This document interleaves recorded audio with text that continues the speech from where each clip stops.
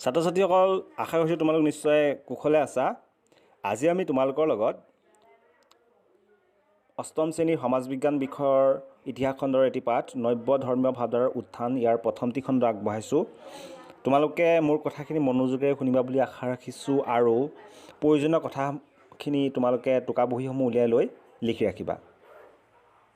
ছাত্ৰ ছাত্ৰীসকল, তোমালোকে জানা যে নব্য মানে হৈছে নতুন আৰু ধৰ্মীয় মানে হৈছে ধৰ্মৰ লগত জড়িত। এই ধৰ্ম মানেনো কি, আমি তাৰ এটা আভাস লওঁ আহাচোন। ছাত্ৰ ছাত্ৰীসকল, তোমালোকে এই ছবিখনলৈ চোৱাচোন। ইয়াত দেখিছা কীৰ্তন পাঠ কৰি থকা হৈছে। ঠিক সেইদৰে এইখন ছবিত মানুহে দেৱ দেৱীক পূজা অৰ্চনা কৰিছে। ঠিক সেইদৰে এইখন ছবিত মানুহে ভগৱানৰ আশীষ বিচাৰি মৌনভাৱে প্ৰাৰ্থনা কৰিছে। এই ছবিকেইখন কিহৰ লগত জড়িত? এইখন ভগৱানক উপাসনা কৰাৰ লগত জড়িত। তেতিয়াহ'লে আমি গম পালোঁ যে এইবোৰ এটা ধৰ্মীয় উৎসৱ হয়নে নহয়? ধৰ্মীয় উৎসৱ বা ধৰ্মীয় ৰীতি নীতি হয়নে নহয়? ধৰ্মৰ লগত জড়িত হয়নে নহয়? এইবোৰ এখন ধৰ্মীয় ৰীতি নীতিৰ লগত জড়িত। গতিকে আমি গম পাইছোঁ যে ধৰ্ম আৰু ভগৱান বা উপাসক দেৱতাসমূহ ধৰ্মৰ লগত জড়িত হয়নে নহয়? এতিয়া ধৰ্ম মানেনো কি, ইয়াক একে আখৰতে কোৱাটো যথেষ্ট টান। বিভিন্ন চিন্তাবিদে তেওঁলোকৰ চিন্তাধাৰাসমূহ আগবঢ়াই থৈ গৈছে ধৰ্মৰ ক্ষেত্ৰত, আৰু সেই চিন্তাধাৰাসমূহ সৰুগত কৰি আমি ক'ব পাৰোঁ যে ধৰ্ম মানুহৰ আৱেগ অনুভূতিৰ লগত জড়িত। ধৰ্মই মানুহক আধ্যাত্মিক ভাৱধাৰাৰ বিকাশ সাধন কৰে। ধৰ্মই মানুহক যিবিলাক আধ্যাত্মিক চিন্তা চৰ্চা আছে সেইবোৰ বিকাশ সাধন কৰে। মানুহক নৈতিকতাৰ জ্ঞান দিয়ে ধৰ্মই। মানুহক কোনটো ভাল কোনটো বেয়া এই ক্ষেত্ৰত ধৰ্ম গ্ৰন্থসমূহে আমাক দিগদৰ্শন কৰে। ধৰ্মগ্ৰন্থসমূহত প্ৰায় লিখাই থাকে সমাজত কোনটো ভাল কাম আৰু কোনবোৰ বেয়া কাম। নীতি শিক্ষা প্ৰদান কৰে ধৰ্মই। ধৰ্ম চৰ্চাই মানুহৰ মনত প্ৰশান্তিৰ সৃষ্টি কৰে।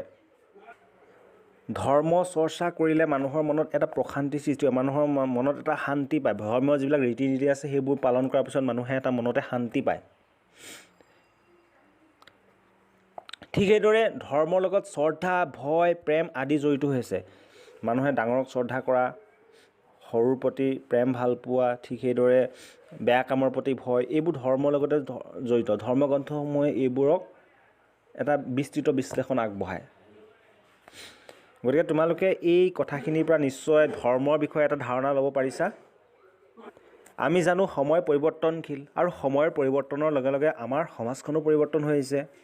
ঠিক সেইদৰে সমাজৰ পৰিৱৰ্তনৰ লগে লগে আমাৰ যিবিলাক ধৰ্মীয় ৰীতি নীতি আচাৰ পৰম্পৰা আছে সেইবোৰো পৰিৱৰ্তন ঘটিছে। এই যে পৰিৱৰ্তন হৈছে ধৰ্মীয় ৰীতি নীতিৰ ক্ষেত্ৰত, আজি আমি সেই ধৰ্মীয় যিবিলাক চিন্তা চৰ্চা বা ৰীতি নীতি আছে সেইবোৰনো কি কাৰণে পৰিৱৰ্তন হৈছে বা কেনেধৰণে পৰিৱৰ্তন হ'ল সেই সম্পৰ্কে আজি আমি আলোচনা কৰিম তোমালোকৰ লগত। তোমালোকে কথাখিনি মন দি শুনিবা। আহাচোন আমি পাঠৰ মাজলৈ যাওঁ। পাঠত প্ৰথমতে লিখা আছে ভাৰতত ধৰ্মীয় বিৱৰ্তন। ভাৰতবৰ্ষৰ ধৰ্মীয় বিৱৰ্তন মানে বিৱৰ্তন মানে প্ৰথমতে জানিব লাগিব, বিৱৰ্তন মানে হৈছে এটা ষ্টেপৰ পৰা আন এটা ষ্টেপ ক্ৰছ কৰা, মানে এটা স্তৰ পাৰ হৈ আহি আন এটা স্তৰ পোৱাহি, সেইটো হৈছে বিৱৰ্তন। এতিয়া ভাৰতবৰ্ষতনো কেনেধৰণে ধৰ্ম ক্ষেত্ৰত বিৱৰ্তন আহিল, কেনেধৰণেনো ষ্টেপ বাই ষ্টেপ মানুহৰ চিন্তা চৰ্চাবিলাক কেনেধৰণেনো পৰিৱৰ্তন হৈছে বা কেনেধৰণেনো এটা ষ্টেপৰ পৰা আহি আন এটা ষ্টেপত ভৰি দিলেহি, সেই সম্পৰ্কে আমি আলোচনা কৰিম। ভাৰতত মৌৰ্য সাম্ৰাজ্যৰ উত্থানৰ আগেয়ে মানুহে পৰম্পৰাগতভাৱে দেৱ দেৱীক পূজা অৰ্চনা কৰিছিল, আৰু লগতে তেওঁলোকে জীৱ জন্তু আৰু গছ লতাকো পূজা অৰ্চনা কৰিছিল। কেতিয়া কৰিছিল? মৌৰ্য সাম্ৰাজ্যৰ উত্থানৰ আগত। আমি জানো সময় পৰিৱৰ্তনশীল, আৰু সময়ৰ পৰিৱৰ্তনৰ লগে লগে নগৰ চহৰৰ উত্থান হ'ল, ব্যৱসায় বাণিজ্য সম্প্ৰসাৰণ হ'ল, আৰু সাম্ৰাজ্যবাদৰ স্থাপন হ'ল। সময়ৰ পৰিৱৰ্তনৰ লগে লগে এইবিলাকতো স্বাভাৱিক। আৰু সেই পৰিৱৰ্তিত সময়ৰ লগত মানুহৰ সামাজিক আৰু অৰ্থনৈতিক পৰিৱৰ্তনে দেখা দিলে। মানুহৰ সমাজখনতো পৰিৱৰ্তন হ'ল, অৰ্থনৈতিক ক্ষেত্ৰখনতো পৰিৱৰ্তন হ'ল। মানুহৰ মাজত এটা প্ৰতিযোগিতাৰ সৃষ্টি হ'ল, ধন ঘটাৰ প্ৰতিযোগিতাৰ সৃষ্টি হ'ল কিছু ক্ষেত্ৰত, আৰু যাৰ ফলত কি হৈছে, এটা সামাজিক বিভাজনৰ সৃষ্টি হ'ল, ধনী আৰু দুখীয়া দুটা শ্ৰেণীৰ সৃষ্টি হ'ল। সমাজত চিন্তাধাৰাৰ পৰিৱৰ্তন হ'ল, পুৰণি আৰু নতুন চিন্তাধাৰা আহিব ধৰিলে, আৰু পুৰণি আৰু নতুনৰ মাজত সংঘাত হ'ল, চিন্তাধাৰাৰ সংঘাত হ'ল। পুৰণি আৰু নতুনৰ মাজত সংঘাত হ'ল চিন্তাধাৰা। আৰু মানুহে কি পুৰণা যিবিলাক কঠোৰ ৰীতি নীতি আছে সেইবোৰ মানিবলৈ টান পালে। যেতিয়া সময়ৰ পৰিৱৰ্তন হ'ল, আগৰ পুৰণা নীতি নিয়মবিলাকৰ তেওঁলোকে মানিবলৈ টান পালে। নতুন নতুন চিন্তা চৰ্চা তেওঁলোকে আৰম্ভ কৰিলে। ধৰ্মৰ ক্ষেত্ৰত ধৰ্মীয় যিবিলাক ৰীতি নীতি আছে সেইবোৰ আগৰ যিবিলাক ধৰ্মীয় ৰীতি নীতি আছে সেইবোৰৰ পৰিৱৰ্তে তেওঁলোকে নতুন এটা চিন্তা চৰ্চা তেওঁলোকে আৰম্ভ কৰিলে। কাৰণ সময় পৰিৱৰ্তনশীল, সময়ৰ পৰিৱৰ্তনৰ লগে লগে মানুহৰ চিন্তা চৰ্চা আৰু সমাজৰ পৰিৱৰ্তন হয়। আৰু সেই মৌৰ্য সাম্ৰাজ্যৰ উত্থানৰ আগৰ সময়ছোৱাতেই মানুহৰ যিবোৰ চিন্তাধাৰা, মানুহৰ যিবোৰ ধৰ্মীয় ভাৱধাৰা সেইবোৰ পৰিৱৰ্তন হ'ল। আৰু সেই সময়ত জৈন আৰু বুদ্ধ ধৰ্মে মানুহক বিশেষভাৱে আকৰ্ষিত কৰিছিল। কি কাৰণে আকৰ্ষিত কৰিছিল? এই ধৰ্মত কোৱা হৈছিল যে ব্যক্তিগত চেষ্টাৰ দ্বাৰাই কঠোৰ অনুশাসন আৰু সংযমৰ জৰিয়তে মানুহে পাৰ্থিৱ লোভ, মোহ, স্বাৰ্থ ঊৰ্ধ্বত থাকি মোক্ষ লাভৰ চিন্তা কৰিব লাগে। মানুহে কি হৈছে ব্যক্তিগত যিবিলাক চেষ্টা আৰু অনুশাসনৰ জৰিয়তে মানুহে মুক্তি লাভ কৰিব পাৰি বুলি কৈছে। মানুহে পাৰ্থিৱ লোভ, মোহ এইবোৰ ত্যাগ কৰি মানুহে যিবিলাক সংসাৰ মায়ামোহ আছে সেই মায়ামোহৰ পৰা মানুহে নিজকে মুক্ত কৰি ৰাখিব পাৰে বুলি ইয়াত কৈছিল। কোনকেইটা ধৰ্মত কৈছিল? জৈন আৰু বুদ্ধ ধৰ্মত। আৰু সেই জৈন আৰু বুদ্ধ ধৰ্মই সেই সময়ত ব্যাপক প্ৰসাৰ আৰু প্ৰচাৰ লাভ কৰিবলৈ সক্ষম হৈছিল। আৰু সেই সময়তে ভাগৱত গীতাত কোৱা হৈছিল যে ভগৱানৰ প্ৰতি একান্ত ভক্তিয়ে মানুহক সকলো বান্ধোনৰ পৰা মুক্তি দিয়ে। আৰু সেই সময়ত ভাগৱত গীতাত কোৱা হৈছিল ভগৱানৰ প্ৰতি একান্ত ভক্তিয়ে, ভগৱানক যেতিয়া আমি শ্ৰদ্ধা আৰু ভক্তি কৰোঁ একান্তভাৱে, ই আমাক সকলো বান্ধোন, আমাৰ সংসাৰ মায়া মোহ সকলোৰ পৰা আমাক মুক্তি দিয়ে বুলি সেই সময়ত কোৱা হৈছিল। কিহত কোৱা হৈছিল? ভাগৱত গীতাত। আৰু এই যি আপ্ত বাক্যশাৰী আছিল, এই বাক্যশাৰী সেই সময়ত যথেষ্ট সমাদৰ লাভ কৰিবলৈ সক্ষম হৈছিল। আৰু সেই সময়তে হিন্দু ধৰ্মৰ পুনৰ উত্থান হ'ল। আৰু পুনৰ উত্থানৰ লগে লগে হিন্দু ধৰ্মত শিৱ, বিষ্ণু আৰু বিভিন্ন ধৰণৰ স্থানীয় যিবিলাক উপাসক দেৱতা আছে সেই দেৱতাসকলক পূজা অৰ্চনা কৰাৰ কামো চলি থাকিল সেই সময়ত। আৰু সেই সময়তে বৌদ্ধ, জৈন আৰু পুৰাণসমূহেও এটা কথা মানি লৈছিল যে কি একান্ত ভক্তিৰ যোগেদি ধৰ্ম বৰ্ণ নিৰ্বিশেষে সকলোৱে ভগৱানক লাভ কৰিব পাৰে। কোনে মানি লৈছিল এই কথাষাৰ? এই কথাষাৰ মানি লৈছিল পুৰাণসমূহে। আৰু বৌদ্ধ আৰু জৈন ধৰ্মাৱলম্বী লোকসকলেও এই কথাটো মানি লৈছিল। কি কথাটো মানি লৈছিল? একান্ত ভক্তিৰ জৰিয়তে, একান্তভাৱে যেতিয়া আমি ভক্তি কৰোঁ তাৰ যোগেদি আমি ভগৱানক সকলোৱে লাভ কৰিব পাৰোঁ। তাত জাতি ধৰ্ম বুলি কোনো নাথাকিব, সকলো মানুহে একান্তভাৱে ভক্তি কৰিলে আমি ভগৱানক লাভ কৰিব পাৰোঁ বুলি সেই কথাষাৰ পুৰাণ, বৌদ্ধ আৰু জৈন ধৰ্মাৱলম্বী লোকসকলে বিশ্বাস কৰিছিল আৰু সেইটো জনপ্ৰিয় হৈ পৰিছিল। এতিয়া আমি চাওঁ আহাচোন ভক্তিবাদনো কি।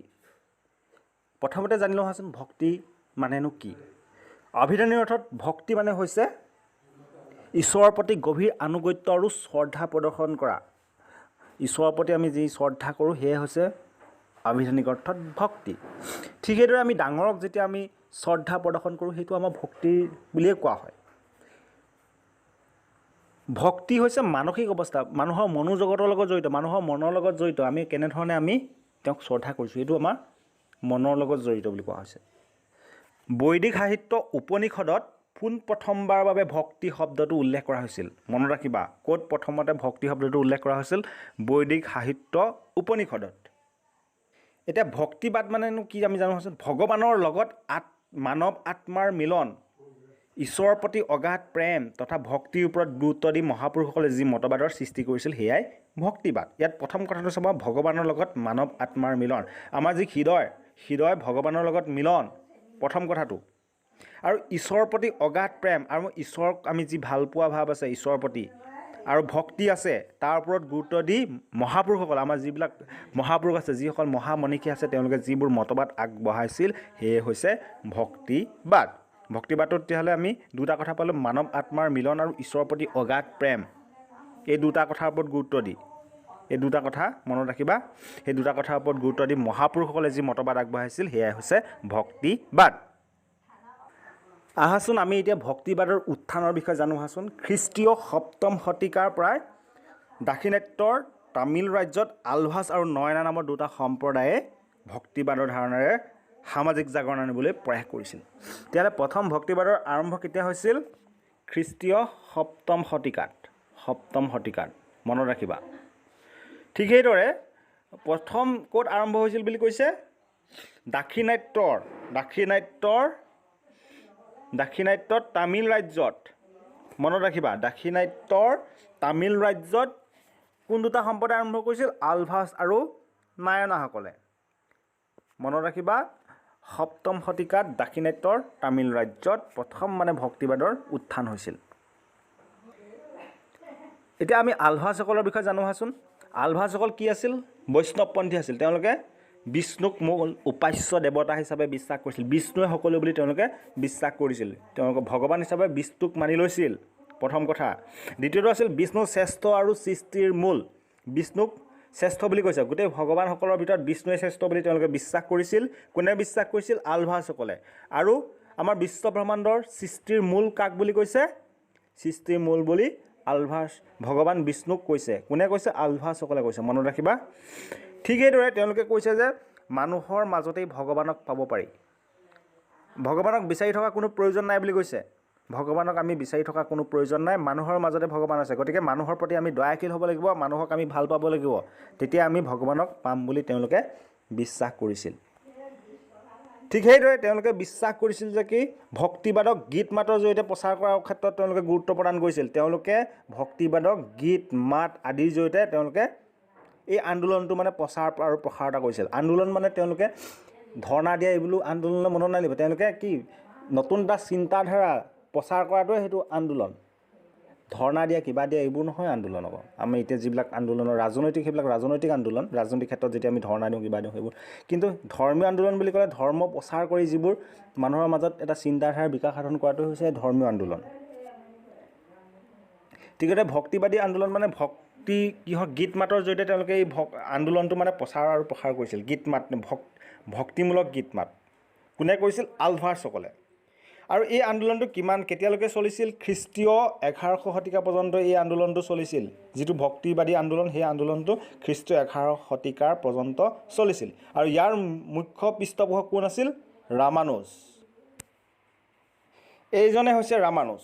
চোৱাচোন, এইজনে ৰামানুজ। আৰু নায়নাসকলেও সেই সময়ত গুৰুত্বপূৰ্ণ ভূমিকা পালন কৰিছিল।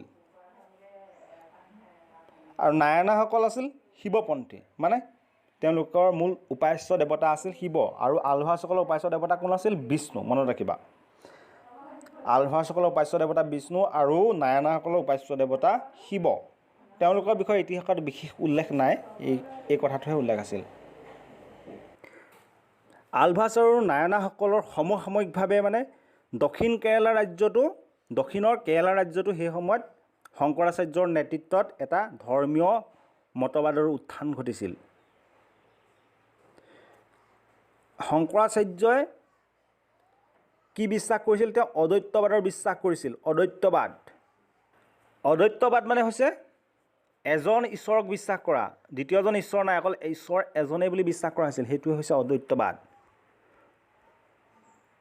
তেওঁ লগতে বিশ্বাস কৰিছিল যে সৎ জ্ঞান আৰু সৎ কৰ্মৰ জৰিয়তে মানুহে মুক্তি লাভ কৰিব পাৰি।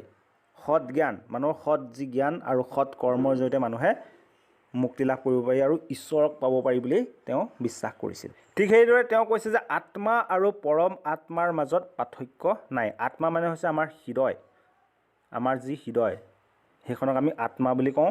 আৰু পৰম আত্মা হৈছে আমি মৃত্যুৰ পিছত আমি যেতিয়া আমাৰ যি শৰীৰ এৰি দিওঁ, আমি মৃত্যুৰ পিছত আমাৰ শৰীৰ এৰি দিওঁ, কিন্তু সেই মৃত্যুৰ পিছত আমাৰ আত্মা, যিটো আত্মা থাকিব, সেই আত্মাটোৰ মৃত্যু নাই বুলি কোৱা হৈছিল। আমাৰ ভাৰতীয় সংস্কৃতিত পৰমাত্মা বুলি কোৱা হয় সেইটো, যিটো আত্মা আমাৰ মৃত্যুৰ পিছত যিটো আমাৰ আত্মা থাকে, সেই আত্মাটোক পৰমাত্মা বুলি কোৱা হয়।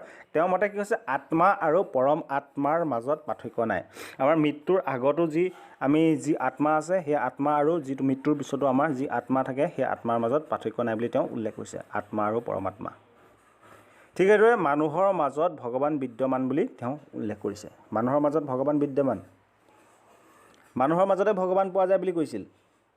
সেই কথাটো আৰু কোনে কৈছিল বা আলভাছসকলেও কৈছিল আকৌ সেইটো কথা মনত ৰাখিবা। মধ্যযুগত আমাৰ সমাজখনলৈ বিভিন্ন ধৰণৰ প্ৰত্যাহ্বান আহিব ধৰিলে। বিশেষকৈ আমাৰ সমাজখনক কি হৈছে, ব্ৰাহ্মণ, ক্ষত্ৰিয়, বৈশ্য আৰু ক্ষুদ্ৰ এনেধৰণে বিভাজিত আছিল, বিশেষকৈ হিন্দু সমাজখন। আৰু এই হিন্দু ধৰ্ম যি বিভাজন কৰাৰ ফলত যিসকল নিম্ন শ্ৰেণীৰ লোক আছিল, বৈশ্য আৰু ক্ষুদ্ৰ, তেওঁলোকক সেইটো সময়ত নিম্ন শ্ৰেণী বুলি গণ্য কৰা হৈছিল আৰু বিভিন্ন ধৰণৰ কঠোৰ নীতি নিয়ম তেওঁলোকে মানিব লগা হৈছিল। আৰু ঠিক সেইদৰে জাতিভেদ প্ৰথা সেই সময়ত এটা ব্যাপকভাৱে গ্ৰাস কৰিছিল আমাৰ সমাজখনত। উচ্চ নিচ ভাৱটো আছিল সেই সময়ত। ধনী দুখীয়া আদি বিভিন্ন ধৰণৰ পাৰ্থক্যই সমাজখনক বিভাজিত কৰি তুলিছিল। আৰু এই যিসকল নিম্ন শ্ৰেণীৰ লোক আছিল তেওঁলোকে বাৰুকৈ অতিষ্ঠ হৈছিল, উচ্চ শ্ৰেণীয়ে তেওঁলোকক শোষণ কৰিছিল, যাৰ ফলত তেওঁলোকে এই সকলোৰ পৰা মুক্তি বিচাৰিছিল। যিবিলাক ধৰ্মীয় কঠোৰ ৰীতি নীতি প্ৰথা পৰম্পৰা আছে বা জাতিভেদ প্ৰথা আছে বা ধনী দুখীয়া আছে, সেই সকলোবোৰৰ পৰা তেওঁলোকে মুক্তি বিচাৰিছিল। কোনে বিচাৰিছিল মুক্তি? নিম্ন শ্ৰেণী যিসকল জনসাধাৰণ আছিল তেওঁলোকে। আৰু সেইটো সময়ত শংকৰাচাৰ্যই বিভিন্ন ধৰণৰ পথ দেখুৱালেও কিন্তু সাধাৰণ মানুহে সেইবোৰ কথা বুজিয়ে পোৱা নাছিল, যাৰ ফলত তেওঁলোকে মুক্তি বিচাৰিবলৈ বাধ্য হৈছিল। খ্ৰীষ্টীয় নৱম শতিকাত ভাৰতত ইছলাম ধৰ্মাৱলম্বী লোকসকল আহিছিল। ক'ৰ পৰা আহিছিল? তেওঁলোকে আফগানিস্তানৰ পৰা আহি ভাৰতবৰ্ষত নিগাজী গৈ থাকি ইছলাম ধৰ্ম প্ৰচাৰ আৰু প্ৰসাৰত তেওঁলোকে গুৰুত্ব প্ৰদান কৰিছিল। ইছলাম ধৰ্মৰ বিষয়ে আমি জানো আহাচোন। ইছলাম ধৰ্মত যাগ যজ্ঞ আৰু মূৰ্তি পূজা নাই, কিন্তু আমাৰ হিন্দু ধৰ্মত, বিশেষকৈ হিন্দু ধৰ্মত যাগ যজ্ঞ মূৰ্তি পূজা এইবোৰ প্ৰচলিত আছিল। কিন্তু ইছলাম ধৰ্মত যাগ যজ্ঞ মূৰ্তি পূজা এইবিলাকৰ প্ৰচলন নাছিল। আৰু কি কৰিছিল? তেওঁলোকে এজন ঈশ্বৰ আল্লাহক উপাসনা কৰাৰ ওপৰত গুৰুত্ব দিছিল। এজনেই ঈশ্বৰ, সেইজন হৈছে আল্লাহ, আৰু তেওঁক উপাসনা কৰাৰ ওপৰত কোনে গুৰুত্ব দিছিল? ইছলাম ধৰ্মাৱলম্বী লোকসকলে গুৰুত্ব প্ৰদান কৰিছিল। তেওঁলোকে এটা কথা কৈছিল, ঈশ্বৰৰ চকুত সকলো সমান। এই যে ঈশ্বৰৰ চকুত সকলো সমান, এই কথাষাৰে সকলো লোকে আকৰ্ষিত কৰিছিল। যিসকল হিন্দু ধৰ্মত গ্ৰহণ কৰি থকা যিসকল নিম্ন শ্ৰেণীৰ লোক আছিল, আমি ইতিমধ্যে কৈছোঁ তেওঁলোকে কঠোৰ ৰীতি নীতি প্ৰথা পৰম্পৰা এইবোৰৰ পৰা তেওঁলোকে মুক্তি পাবৰ কাৰণে বিচাৰি আছিল। আৰু যেতিয়া এই ইছলাম ধৰ্মীয় লোকসকলে ঈশ্বৰৰ চকুত সকলো সমান বুলি কৈ দিলে, সকলো মানুহ যে সমান, এই কথা ধাৰণাটো সৃষ্টি কৰি দিয়াৰ ফলত এই ধৰ্মৰ প্ৰতি তেওঁলোকে আকৰ্ষিত হ'ব ধৰিলে আৰু তেওঁলোকে বহুতো লোকে এই ধৰ্ম গ্ৰহণ কৰিবলৈ আগবাঢ়ি আহিল। এনে এটা পটভূমিতে কি হৈছে, আমাৰ যিসকল হিন্দু ধৰ্মীয় চিন্তাবিদ বা পণ্ডিত আছে তেওঁলোকে বিশ্বাস কৰিলে যে কি এইবোৰ পৰিৱৰ্তন কৰিব লাগিব, নহ'লে হিন্দু ধৰ্মটো শেষ হৈ যাব, হিন্দু ধৰ্মটো কোনো গ্ৰহণ নকৰিব। হিন্দু ধৰ্মৰ যিবিলাক কঠোৰ ৰীতি নীতি আছে, যিবিলাক যাগ যজ্ঞ আছে কঠোৰ, সেইবোৰ আমি সংশোধন কৰিব লাগিব বুলি বিশ্বাস কৰিছিল। কোনে বিশ্বাস কৰিলে? দাৰ্শনিক পণ্ডিত আৰু সমাজ সংস্কাৰকসকলে, যিসকল সমাজৰ ভাল চিন্তা কৰে বা দাৰ্শনিকসকলে সেই সময়ত 1300 আৰু 16 শতিকাৰ ভিতৰত তেওঁলোকে এইটো চিন্তা চৰ্চা আৰম্ভ কৰিলে। আৰু এই যে যিটো চিন্তা চৰ্চা, সেই চিন্তা চৰ্চাকে ভক্তিবাদ বিষয়ক আন্দোলন বুলি কোৱা হয়। তেতিয়াহ'লে ভক্তিবাদ বিষয়ক আন্দোলন কি? খ্ৰীষ্টীয় 13 শতিকাৰ পৰা 16 শতিকাৰ ভিতৰত বহুকেইজন দাৰ্শনিক পণ্ডিত আৰু সমাজ সংস্কাৰকৰ নেতৃত্বত ভাৰতৰ বিভিন্ন প্ৰান্তত ভক্তিবাদ বিষয়ক আন্দোলন গঢ়ি উঠিছিল। আৰু সেই যি আন্দোলন, সেই আন্দোলন হৈছে ভক্তিবাদ। তেওঁলোকে সেই আন্দোলনৰ গঢ়ি তুলি। আৰু এই ভক্তিবাদৰ মূল কথা আছিল ঈশ্বৰ সৰ্বশক্তিমান সৰ্বজ্ঞ ঈশ্বৰ এজনেই, সেইটো কথা বিশ্বাস কৰিছিল। আৰু তেওঁলোকে বিশ্বাস কৰিছিল যে কি ইহ সংসাৰৰ দুখৰ পৰা পৰিত্ৰাণ পাবলৈ হ'লে আমি ঈশ্বৰক আৰাধনা কৰিব লাগিব। যিবিলাক আমাৰ সংসাৰৰ দোষ ত্ৰুটি আছে সেইবোৰৰ পৰা পৰিত্ৰাণ পাবলৈ হ'লে আমি ঈশ্বৰক আৰাধনা কৰিব লাগিব। ঠিক সেইদৰে ধৰ্মৰ ক্ষেত্ৰত বা ভগৱানৰ ক্ষেত্ৰত ধনী দুখীয়া কোনো ভেদাভেদ নাথাকে বুলি সেই সময়ত ভক্তিবাদী আন্দোলনকাৰীসকলে বা ভক্তিবাদৰ যিসকলে প্ৰচাৰ আৰু প্ৰসাৰ কৰিছিল তেওঁলোকে বিশ্বাস কৰিছিল আৰু এইটো প্ৰচাৰৰ ওপৰত গুৰুত্ব আৰোপ কৰিছিল। ঠিক সেইদৰে ইছলাম ধৰ্মতো তেওঁলোকে ইছলাম ধৰ্মৰ যিবিলাক ৰীতি নীতি আছিল, প্ৰথা পৰম্পৰা আছিল, সেইবোৰ উদাৰ কৰিব বিচাৰিছিল। সেইবোৰ কঠোৰ যিবিলাক ৰীতি নীতি আছিল সেইবোৰ কোমল কৰাৰ ক্ষেত্ৰতো ইছলাম ধৰ্মাৱলম্বী যিসকল লোক আছে, চুফি আছে, ইছলাম ধৰ্ম গ্ৰহণ কৰা যিসকল চুফি লোক আছে বা ইছলাম ধৰ্ম আগুৱাই নিয়াৰ ক্ষেত্ৰত যিসকলে চিন্তা চৰ্চা কৰিছিল, তেওঁলোকেও ইছলাম ধৰ্মটো উদাৰনৈতিক মতবাদ উদাৰ কৰাৰ ওপৰত গুৰুত্ব আৰোপ কৰিছিল মানে যিবিলাক কঠোৰ ৰীতি নীতি আছে সেইবোৰ কোমল কৰাৰ ওপৰত গুৰুত্ব প্ৰদান কৰিছিল আৰু সেয়ে হৈছে চুফীবাদ এতিয়া আমি চাওঁচোন ইয়াৰ সংজ্ঞাটো ইছলাম ধৰ্মটো একে সময়তে এক উদাৰনৈতিক মতবাদে গঢ় লৈ উঠিছিল ইয়াকে চুফীবাদ হিচাপে জনা যায় তোমালোকে কথাখিনি বুজি পাইছে চাগৈ আজি আমি ক্লাছটো ইমানতে সামৰিছোঁ পৰৱৰ্তী যি অহা খণ্ডত আমি নব্য ধৰ্মীয় আন্দোলনৰ প্ৰচাৰকসকলৰ বিষয়ে আমি আলোচনা কৰিম ধন্যবাদ